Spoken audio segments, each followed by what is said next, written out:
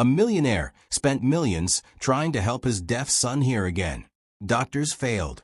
Technology failed. But then a poor maid walked into their mansion with nothing but an old wooden box. And what happened next made the impossible possible. Beat, suspenseful pause. You won't believe what was inside that box. The Hamilton mansion stood tall at the edge of New York's wealthiest district, a house of glass, marble, and gold. Every chandelier sparkled like frozen stars. Every hallway smelled of lilies and money. Servants moved quietly through its echoing corridors, never daring to raise their voices. Because in that mansion, silence wasn't just preferred, it was sacred. But it wasn't the kind of silence money buys. It was the kind that breaks hearts. At the center of that silence was a boy, Ethan Hamilton, 5 years old, bright brown eyes, a smile that could melt even the coldest soul. But he had never spoken a single word. Not mom. Not dad. Not even hello. He was born deaf. And the world around him was nothing but a painting with no sound. His father, Richard Hamilton, was one of the richest businessmen in New York, a man whose name appeared in every magazine, every charity gala, every corporate headline. He could buy anything, but not his son's voice. For years, Richard poured his fortune into hope.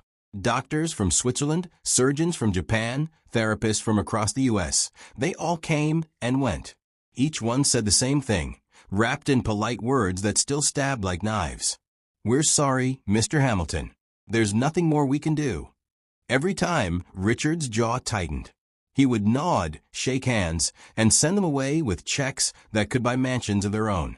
But money couldn't buy what his heart truly wanted. To hear his little boy say, "Daddy." Upstairs, behind a curtain of expensive silence, Lydia Hamilton, Ethan's mother, lived with quiet heartbreak. She had once been a singer, a voice so pure it could hush an entire room. But after Ethan was born, she stopped singing. She stopped everything. Every night, she'd sit by her son's bed, brushing his hair gently and whispering lullabies he couldn't hear. Sometimes she'd cry silently, wiping tears before they fell on his pillow. Other times she'd smile and pretend to be strong, tracing words with her fingers on his palm. "Mommy loves you." Ethan would smile back, not because he heard her words, but because he felt them. Still, the house remained heavy with unspoken pain. Even the wind outside seemed to avoid the windows. Until one ordinary morning, when everything began to change. It started with a single knock on the mansion's heavy oak door. Lydia opened it herself that day, something she rarely did. Standing outside was a woman, small, humble, her hands rough from years of work. She carried nothing but a small suitcase and a strange wooden box wrapped in a faded red cloth. "My name is Maria," she said softly. "I'm here about the housekeeping position." Lydia hesitated. She had already interviewed half a dozen applicants that week, all with perfect resumes. This woman looked different, older, quieter. But her eyes, they held warmth. The kind of warmth the mansion had long forgotten. "Come in," Lydia said finally. Maria stepped inside, bowing slightly. She looked around, not with awe, but with calm. Her gaze lingered on a framed photo of Ethan on the piano, a small boy, smiling shyly at the camera. "Is that your son?" she asked gently. Lydia's smile trembled. "Yes, Ethan. He's 5. He's beautiful," Maria whispered. Then she looked down, as if remembering something distant. "Children like him, they see the world in ways we can't." Lydia frowned slightly. "Like him?" Maria nodded. "Quiet souls. My brother was like that. He couldn't hear either." For a moment, silence returned. Then Lydia sighed. "You're hired, Maria. Just keep the house clean. And please, no loud noises. My son is sensitive." Maria bowed again. "Of course, ma'am." She didn't mention the small wooden box she carried, or what was inside. Days passed. The staff noticed something unusual. Maria never seemed rushed, never angry. While other maids moved quickly, trying to impress their wealthy employers, Maria took her time, especially when she was near Ethan. At first, Ethan avoided her, just as he did with everyone else. He'd hide behind curtains, clutching his stuffed bear, watching her from afar. But Maria didn't force his attention. She simply worked nearby, humming softly under her breath. It wasn't a tune anyone could recognize, and it wasn't loud enough for the human ear to truly hear, almost like a vibration, a rhythm only felt in the heart. One afternoon, Lydia found them both in the garden. Ethan was sitting on the grass beside Maria, who was showing him something. It was the wooden box, unwrapped now. Lydia's heart skipped. "What's that?" Maria looked up, smiling faintly. "Something my grandmother left me. She said it helps people who've lost their voices or their light." Lydia gave a soft, polite laugh. "You mean a miracle?" Maria didn't answer right away. She touched the box gently and whispered, "Sometimes miracles don't come in white coats. Sometimes they come quietly." Lydia tilted her head, half curious, half unsure. "And what's inside it?" Maria smiled. "Something small, but powerful if the heart is ready." That night, when the mansion was wrapped in darkness, Maria tiptoed into Ethan's room. The moonlight spilled softly across his sleeping face. She placed the wooden box on his bedside table and opened it slowly. Inside lay a tiny silver bell, old and slightly cracked, resting on a piece of red silk. Maria knelt beside his bed, her eyes shining. "My grandmother used this when my brother was a baby," she whispered softly. "She said sound can reach souls, even when ears cannot." She touched Ethan's hand gently. "May you hear, not just with these," she whispered, touching her own ears, "but with this." Then she placed her hand on her heart. Maria lifted the bell and rang it once. No sound came out, not even a chime. She sighed softly. "Maybe not yet," she murmured. Then she smiled and left the room, the moonlight still glinting off the silent silver bell. But what Maria didn't see, what no one saw, was Ethan's fingers twitching gently, his eyelids fluttering, as if his sleeping mind had caught something faint and distant, something the world thought he would never hear. And from that night on, the mansion's silence began to change. Maria wasn't like the other maids. She didn't move like them, didn't speak like them, and most importantly, she didn't treat Ethan like he was broken. When the other maids cleaned his room, they whispered in pity, tiptoeing around him as if his silence might shatter. But Maria looked him in the eye. Every morning, when she saw Ethan, she smiled and waved as if greeting a little prince. She didn't need words. Her kindness spoke louder than any sound. At first, Ethan would stare at her curiously from behind his toy shelf, clutching his teddy bear tight. He wasn't used to people looking at him like that, not with pity, but with love. One day, while dusting near the window, Maria turned suddenly and crossed her eyes, puffing out her cheeks like a balloon. Ethan froze, and then, for the first time in months, he laughed. It was silent, of course. No sound came out, but his small shoulders shook, his mouth opened wide, and his eyes gleamed with a joy Lydia hadn't seen in years. Maria winked and did it again, this time pretending the feather duster was a mustache. Ethan clapped his hands, laughing harder, the sunlight bouncing off his cheeks. From that day on, he followed her everywhere. Through the hallways, down the grand staircase, even into the garden. He'd tug at her apron, point at butterflies, or show her his drawings. And Maria would respond with expressions, gestures, and signs that weren't from any book, just pure emotion. It was as though they had created their own secret language. Lydia began to notice. One morning, she looked out her window and saw Ethan sitting in the garden, something he rarely did. Beside him sat Maria, her face calm and gentle. The autumn sun glowed through the trees, casting golden light over them. Ethan was watching her hands move as she spoke softly, and though he couldn't hear her words, he was smiling as if he could feel them. Then Lydia saw it, that old wooden box again, the one Maria always kept wrapped in a red cloth. "What's that?" Lydia asked as she approached. Maria looked up, her eyes kind and peaceful. "It's something my grandmother gave me," she said. "She told me it helps people who've lost their voices or their light." Lydia tilted her head. "You mean a miracle?" Maria smiled faintly. "Sometimes miracles come in ways we don't understand." Lydia gave a polite laugh, unsure what to make of it. Her world was built on doctors and science, not wooden boxes and mysterious stories. But there was something in Maria's eyes, something ancient, something calm, that made Lydia's heart hesitate.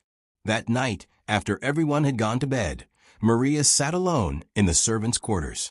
She placed the box gently on her lap, running her fingers across the carved symbols on the lid. They weren't words, just patterns, swirling and looping like waves. Her grandmother used to say the carvings carried the memory of every person who had ever been helped by it. Maria closed her eyes and whispered, "Lola, if you're watching, help this child. Let him hear what love sounds like."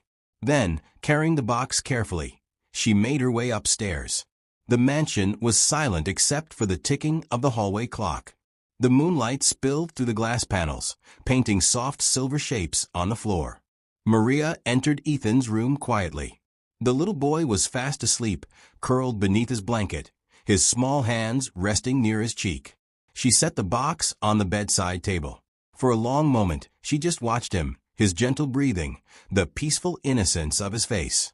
Then, she reached for the box and slowly began to unwrap the red cloth. Inside was a tiny silver bell, old and slightly cracked near the rim.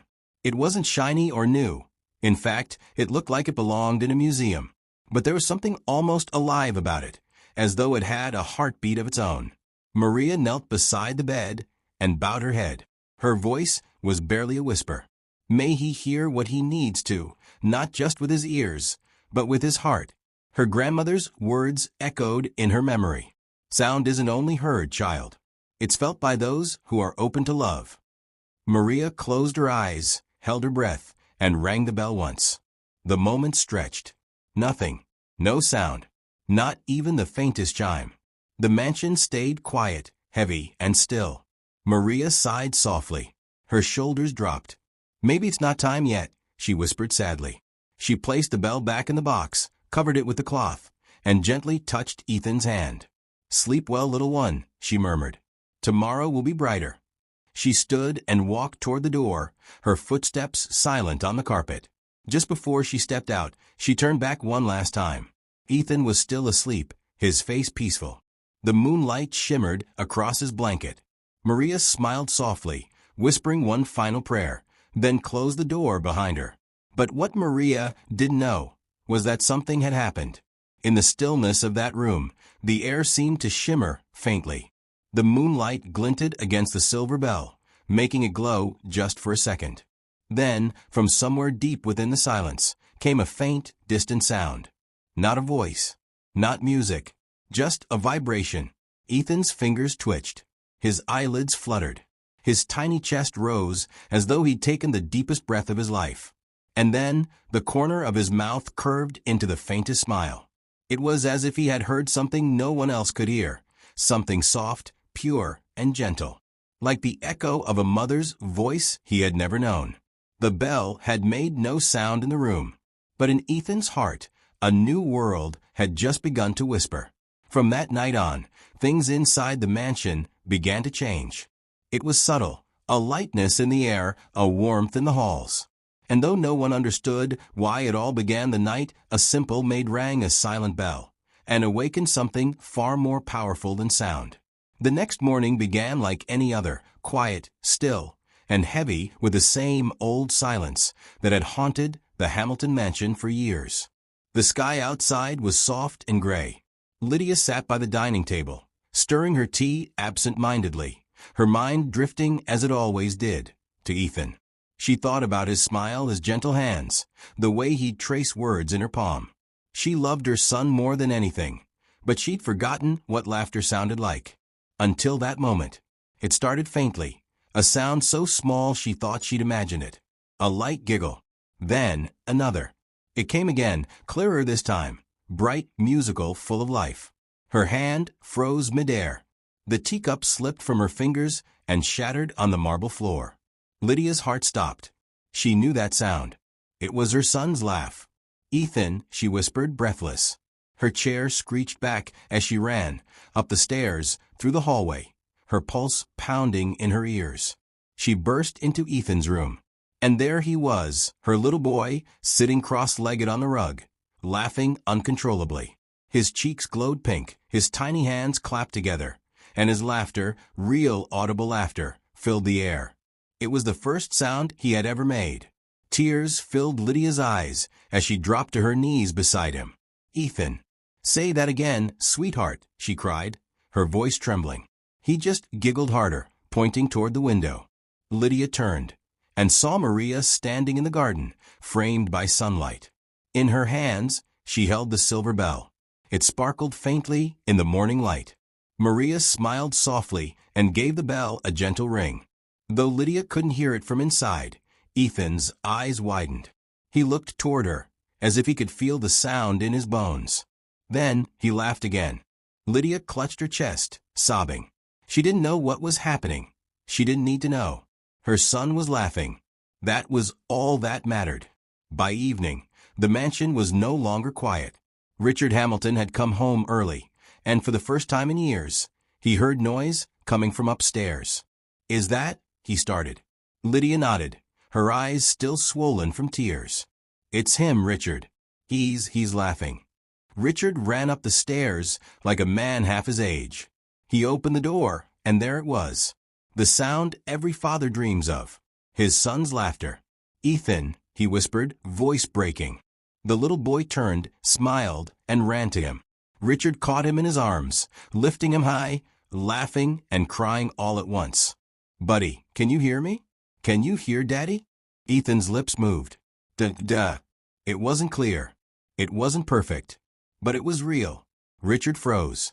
Lydia covered her mouth. Their son, the boy doctors said would never hear, never speak, had just said his first word. Within hours, the house was swarming with doctors again. Machines were rolled in, electrodes placed gently on Ethan's head, his hearing measured in decibels and frequencies. Every doctor who saw the results looked the same, wide-eyed, confused, whispering words like improvement, regeneration, unexplainable. Finally, one of them looked up from the chart. "This is impossible," he said. "His hearing nerves show repair activity. It's like something is regenerating on its own. We don't have an explanation for this." Richard rubbed his forehead, trying to process it all. "So, you're saying he can hear now?" The doctor hesitated. "Not completely. But it's happening. Slowly. Naturally. It's as if his body is healing itself." Later that night, as the last doctor left, Richard turned toward the one person who hadn't said a word through all the chaos, Maria. She stood near the door, her hands folded, her face calm and humble. Richard's voice was sharp. "What did you do to my son?" Maria blinked. "I only helped him listen." "Listen." Richard repeated. "To what? You're not a doctor. You're a maid. Don't lie to me. What did you do?" Her voice stayed soft. "To the world, sir. To love and to himself." Richard stepped closer. "You expect me to believe that some old box and a cracked bell healed my son?" Maria shook her head gently. "Not the box, sir. The faith behind it." Her eyes glistened, not with fear, but with compassion. Sometimes the heart can open doors the mind refuses to see. Richard's face hardened. He couldn't accept that. He couldn't let a fairy tale replace science. "You're not to go near my son again," he said firmly. "Do you understand?" Maria looked down, her fingers trembling slightly. "Yes, sir." She picked up her box quietly and walked out of the room. Ethan watched her go, confusion filling his small face. He reached toward her, but she was already gone. That night, the mansion was quiet again, but not peacefully quiet. Ethan tossed and turned in his bed. He pointed toward the door, crying softly. Ma. Lydia tried to soothe him, stroking his hair. "Sure, it's okay, sweetheart. Mommy's here." But Ethan only shook his head. "Maria." It was the second word he had ever spoken. Lydia's heart ached. She wanted to call Maria back, but Richard wouldn't hear of it. Downstairs, he sat in his office, staring at the silver bell resting on his desk. He picked it up, examined it closely, but it looked like any ordinary bell. No glow, no hum, no hidden device. Just cold silver and a small crack down one side. He rang it. It made a faint, dull sound, nothing magical. Richard sighed, setting it back down. "Just coincidence," he muttered. "That's all it is." But deep down, something in his chest tightened, a feeling he couldn't quite explain. For the first time in his life, the man who believed money could solve anything felt uncertain. He looked up toward the ceiling, where his son slept, crying softly for the woman he'd pushed away, and wondered if maybe, just maybe, he had made a terrible mistake. Because deep in the quiet corners of his home, he could almost swear he heard it, a soft chime, faint and pure, echoing from nowhere. And though he told himself it was just the wind, part of him knew the truth. Something in that house had changed forever, and the woman he'd sent away might have held the key all along. The next morning, the Hamilton mansion felt different. Not the kind of difference you could see, but the kind that pressed against your chest and made it hard to breathe. Ethan refused to eat. The cheerful clinking of silver spoons against porcelain echoed through the dining hall, but his plate remained untouched. He didn't want toys. He didn't want his cartoons. He didn't even want his favorite puzzle that usually kept him smiling for hours. He just sat there, quiet, holding his blanket close. Lydia knelt beside him. "Sweetheart, what's wrong?" she asked softly. He didn't answer. He just looked toward the window, toward the garden where Maria used to sit and tell him stories with her hands. Then, slowly, he raised his tiny hand and made the sign for her name. Maria. Lydia's heart ached. Hours passed. Nothing changed. Ethan didn't smile, didn't play. He simply waited, as if expecting Maria to appear at any moment. Finally, Lydia turned to Richard, her voice trembling. "Please, Richard, just bring her back. For one day. He needs her." Richard frowned, pacing near the grand fireplace. "Lydia, she's a maid. A kind one, yes, but we don't know what she's done. What if she used something dangerous? What if it's psychological?" But then, from upstairs, a sound echoed. A soft, heartbreaking sob. Ethan's. Lydia's voice broke. "That's not the sound of a child throwing a tantrum, Richard. That's a child's heart breaking." Richard closed his eyes. The sound of his son crying was something he'd never gotten used to, mostly because he'd never really heard it before. After a long silence, he nodded. "Fine. Bring her back. Just for one day." By evening, a familiar car pulled up to the mansion gates. Maria stepped out, her small frame wrapped in a simple brown shawl, her hair slightly messy from travel. But her eyes, calm, kind, and full of light, hadn't changed. As soon as the front doors opened, Ethan ran, faster than anyone had ever seen him move. He ran straight into her arms. Maria dropped her bag and knelt, wrapping him in a warm embrace. She held him tightly, whispering something only his heart could hear. For a moment, it felt like time had stopped. Even the staff paused to watch the reunion, some with tears in their eyes. Richard stood at a distance, arms crossed, his jaw tight. "Fine," he said, trying to sound composed. "You say this bell helped him? Then show me." Maria looked up at him, her expression gentle, almost sad. She reached into her bag and pulled out the same old wooden box, wrapped in the faded red cloth that now looked almost sacred. She placed it on the polished oak table in the center of the room. The sound of the latch clicking open seemed to echo louder than usual. Inside wasn't just the silver bell anymore. There was also a small, worn photograph, edges frayed, colors faded by time. It showed a young boy smiling beside an elderly woman with kind eyes and wrinkled hands. Richard frowned slightly. "Who's that?" Maria touched the photo gently. Her voice was soft, filled with both sorrow and love. "That boy was my brother," she said. "He was born deaf, just like Ethan." Everyone fell silent. Maria continued.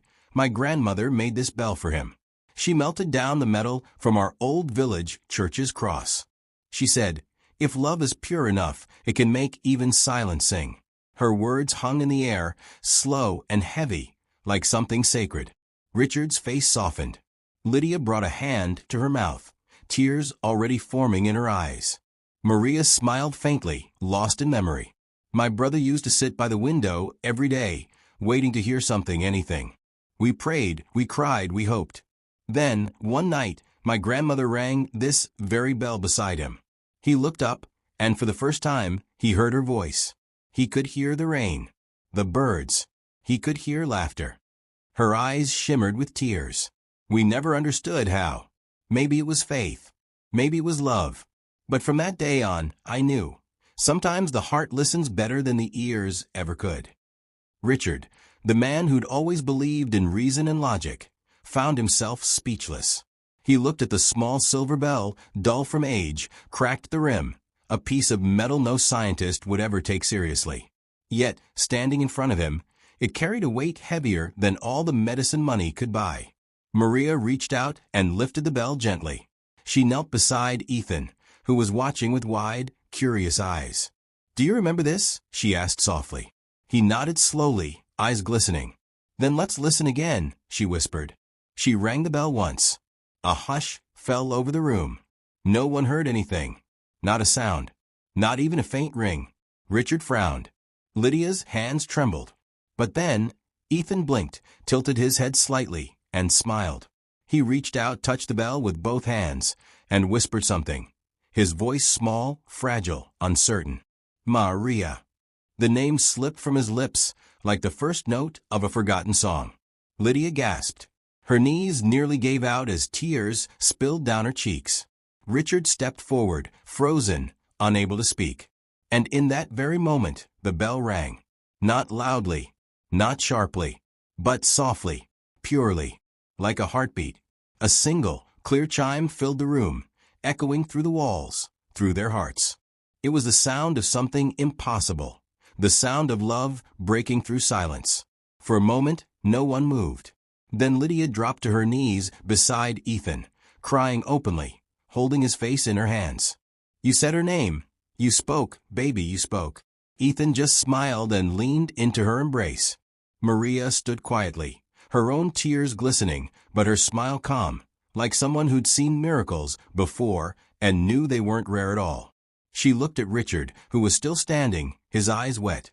He whispered, almost to himself, I heard it too." Maria nodded gently. "Because love always finds a way to be heard, sir. Always." And as Ethan hugged her once more, the bell in her hand shimmered faintly under the chandelier light, cracked, imperfect, but alive. Its chime lingered, not in their ears, but in their hearts. And for the first time, the Hamilton mansion, once silent, once broken, sang again. From that day on, everything inside the Hamilton mansion began to change. The silence that once weighed heavy in the halls started to fade, replaced by small sounds that meant the world. The pitter-patter of Ethan's feet running through the marble corridors. The giggles that echoed from his room. And sometimes even the faint, off-key hum of a boy trying to sing. It wasn't perfect. Ethan still struggled to hear some tones, sometimes missing words, sometimes guessing. But it didn't matter. Every laugh, every half-formed syllable, every hum, it was proof that something far greater than medicine had touched his life. The mansion that had once been a monument of wealth now became a home filled with warmth. Lydia would play soft melodies on the piano again, songs she'd stopped playing years ago. Ethan would sit beside her, tiny fingers pressing random keys, laughing when the notes clashed. And Richard, the man who used to believe money could fix everything, learned to sit quietly and simply listen. Doctors continued to visit, of course. They couldn't stay away from such an extraordinary case. Some came with cameras, others with notebooks full of theories. One neurologist said it's a neurological repair process, maybe triggered by rare genetic activation. Another insisted, no, it's spontaneous nerve regeneration. But when Richard and Lydia heard them argue, they only smiled politely. They didn't need the world to explain what they had already felt in their hearts. It wasn't the silver bell. It wasn't some ancient magic. It was the kindness of a woman who chose love over logic, Maria's heart. The day Maria prepared to leave came quietly. She stood in the grand hallway, suitcase in one hand, her old red cloth folded neatly in the other. Ethan clung to her skirt, not wanting to let go. "Don't go," he said softly, his little voice trembling. Maria smiled, crouching down to meet his eyes. "I have to, little one. There are other people who need help too." He frowned and hugged her tighter. "But you helped me here." She touched his cheek gently.